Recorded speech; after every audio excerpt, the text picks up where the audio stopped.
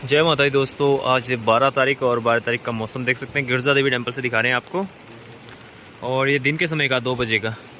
और यहाँ अभी भी बारिश पड़ रही है और नदी का पानी भी देख सकते हैं, जो कि कोसी नदी का गंदा और का।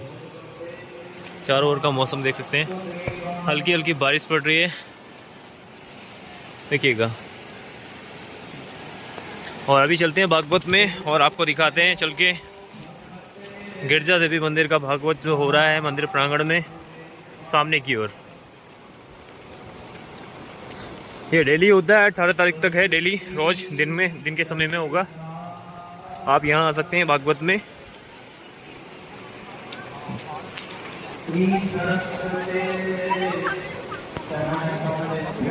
जो कोसी नदी का जल स्तर है वो अभी भी कम है।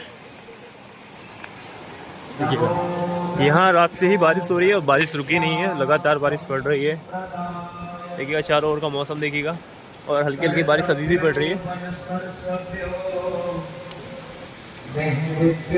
यह है माँ गिरजा देवी का मंदिर, जो कि कोसी नदी के बीचों बीच। और आपके वहाँ बारिश हो रही है तो आप भी जरूर कमेंट करके बताएं कि इसमें बारिश हो रही है या नहीं।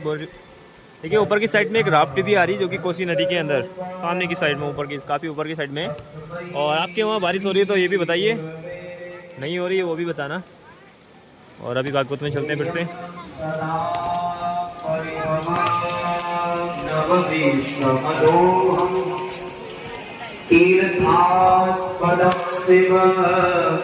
देखिए भागवत जो हो रहा है वो इस साइड में हो रहा है, एक बार दिखा देते हैं आपको सामने की ओर।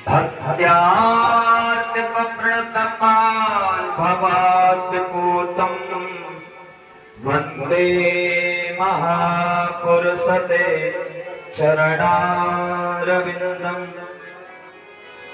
नारायणं नमस्कृत्य नरं चैव नरोत्तमं देवीं सरस्वतीं व्यासं ततो जयमुदीरयेत्।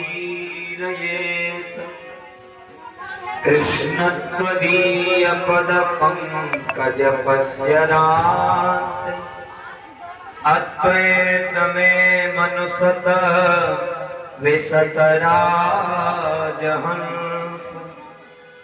प्राण प्रयाण समय कपिवत्मात्मा कंठावरोदन विदौ स्मरणं कुतस्ते।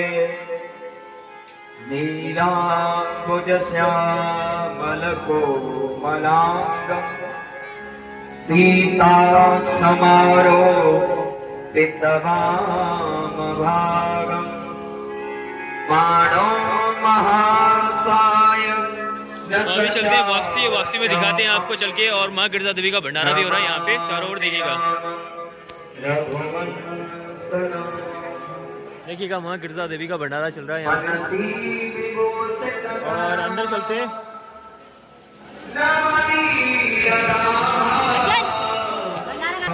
देखिए सामने की ओर माँ गिरजा देवी का भंडारा भी चल रहा है यहाँ पे, आज 12 तारीख में दिन के समय में। और ये भागवत जो हो रहा है, गुरुजी जो आए हुए हैं वो वृंदावन से आए हुए हैं। देखिएगा सामने जो भागवत चल रहा है, ये वृंदावन से आए हुए हैं जो भागवत कर रहे हैं गुरुजी। और ये भंडारा चल रहा है माँ गिरजा देवी का। और यहाँ पे प्रसाद मिलेगा, ये देखिएगा ये भाई यहाँ पे बैठे हुए हैं। और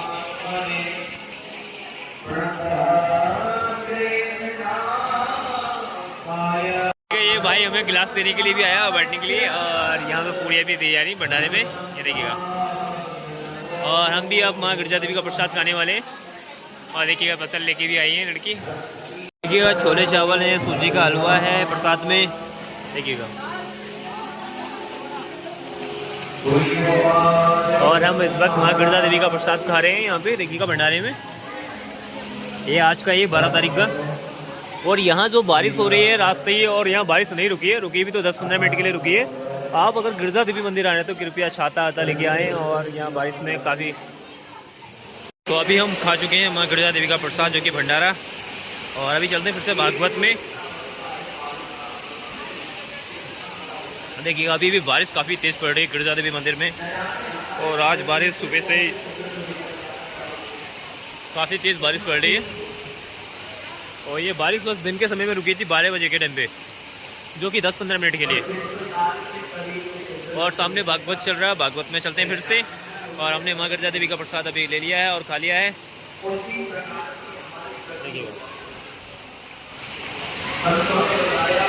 तो अभी भागवत सामने चल रहा है और सामने भागवत में चल रहे हैं हम फिर से। अंत में आपकी जैसी देखिएगा सामने की ओर भागवत चल रहा है और भागवत में आ चुके हैं हम। ऐसा प्रमाण है ऋषभदेव के 100 पुत्र हुए। देखो ऋषभदेव नाम पहले था उजनाभ खंड। क्या नाम था? उजनाभ खंड। लेकिन जिस समय से भरत ने राज्य किया उसी समय से हमारे देश का नाम भारतवर्ष था। उजनाभ खंड से पहले क्या नाम था हमारे देश का? सोने की चिड़िया। क्या बोलते थे हमारे देश को? सोने की चिड़िया बोलते थे। वो तो महाराज अंग्रेजों ने आकर के अत्याचार किए, पापी लोगों ने अत्याचार करके महाराज हमारे देश को लोगों ने नाम बदल दिए। जिसका नाम पहले संभाजी नगर था उसका नाम आज हैदराबाद है।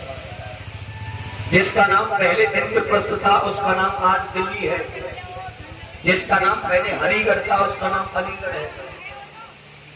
यानी लोगों ने नाम बदल दिए महाराज। परिवर्तन ही संसार है, मृतक को माना जाए। पहले हम लोग आसन लगा करके भोजन पाते, लेकिन आज खड़े होकर देख रहे थे निकला कितने लोग खड़े होकर भोजन पाते। पशु पहले भी चारा खाता था और आज भी चारा ही खाता है। पशु नहीं बदला, लेकिन इंसान बदल गया। देखो पहले मकान थे कच्चे, लेकिन रहने वाले लोग बड़े पक्के थे। लेकिन आज मकान हो गए पक्के और रहने वाले कैसे? कच्चे लोग हैं। पहले सड़क थी कच्ची और चलने वाले पक्के थे, कई कई किलोमीटर पैदल चलते थे। लेकिन आज सड़क हो गई पक्की और चलने वाले कैसे? कच्चे लोग हैं। बेटे से कहना दुकान से सामान लेके आना, तो मुझे लगता है 2 पहियों की पड़ेगी। इसका अर्थ यह परिवर्तन ही संसार। हम सब में परिवर्तन है और भगवान का परिवर्तनशील होता है।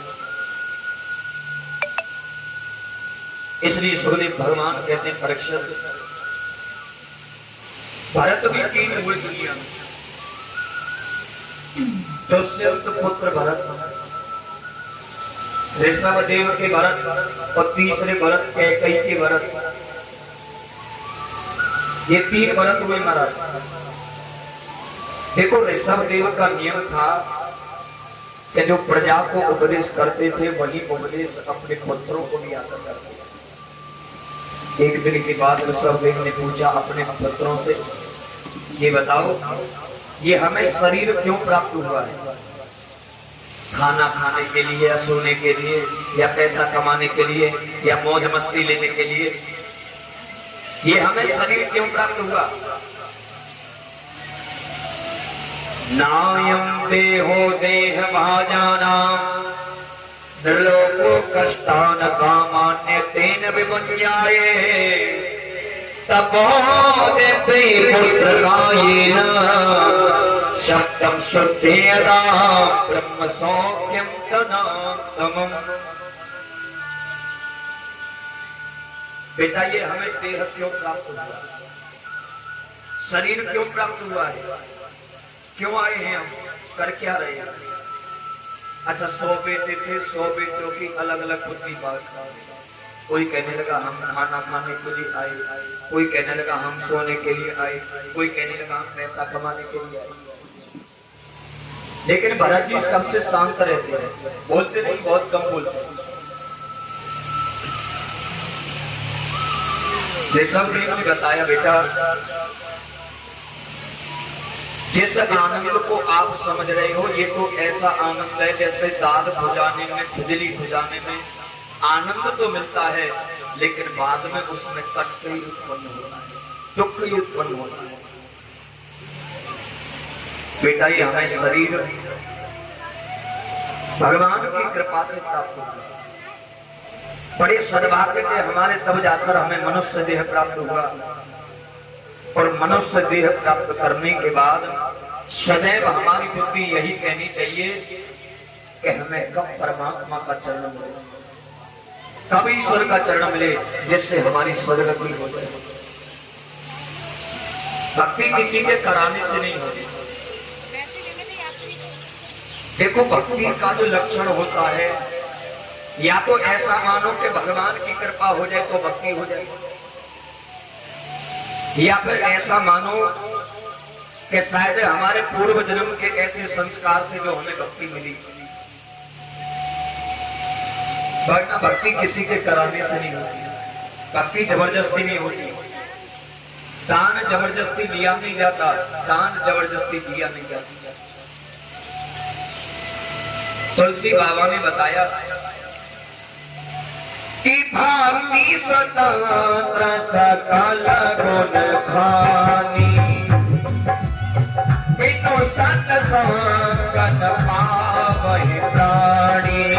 श्री राम जय राम जय जय राम, श्री राम जय राम जय।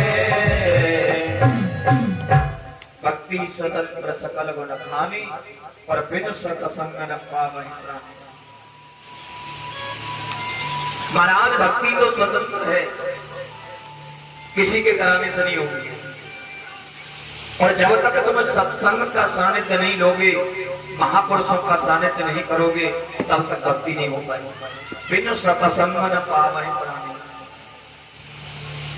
जब तक सत्संग का सहारा नहीं लोगे तब तक भक्ति नहीं हो पाएगी। अनन्य उपदेश दिए ये सब ने। भरत जी को गद्दी पर बिठाकर सीधे जंगल में चले गए और वहां पर साधना की। साधना करने के बाद सीधे धाम में चले गए। अब भरत जी राज्य करते हैं। एक दिन ऐसा आया भरत जी के जीवन में, मन में अनेक विचार आए। गद्दी पर बैठे बैठे मन में सोचने लगे, भाई गद्दी का करना क्या है। 50 वर्ष तक हमने सबके लिए किया, लेकिन 50 वर्ष के बाद में अब हम भगवान के लिए करें। उसी दिन से मन में आया कि गद्दी का परित्याग करो और चलो भजन करने। गंडकी नदी के किनारे जाकर के पर्णकुटिया बनाई भरत ने। सालग्राम जी देखे आपने? सालग्राम ये गंडकी नदी में पाई जाती है।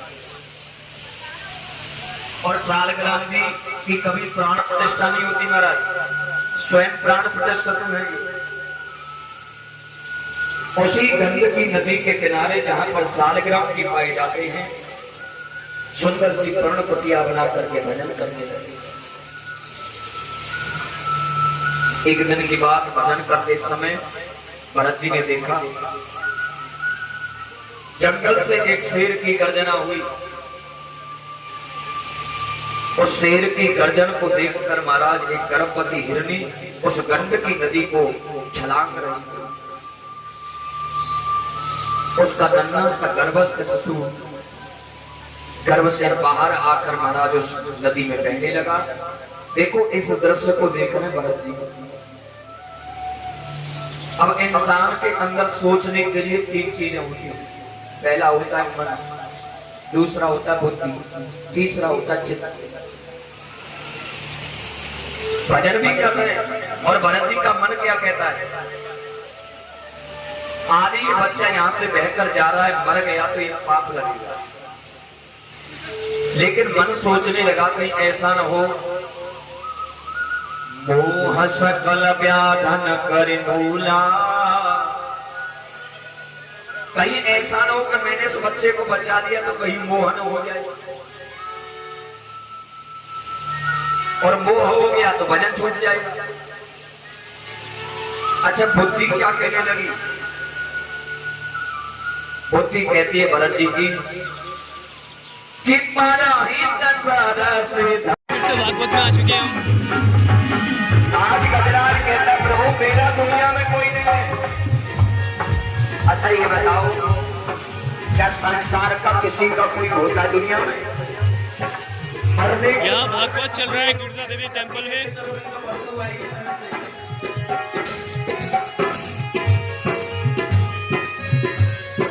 संसार का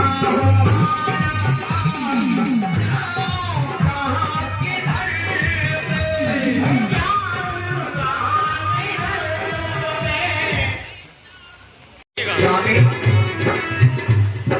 एक तो जीव जगता, एक तो जीव जगता, आकर भले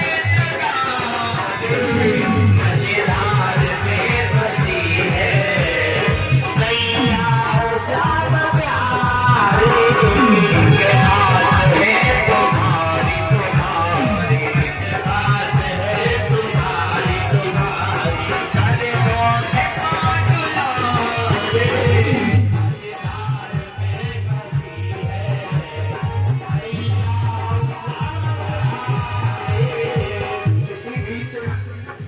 गजराज ने अपनी सूंड से एक कमल का पुष्प तोड़ दिया महाराज और ऐसे ऊपर कर दिया।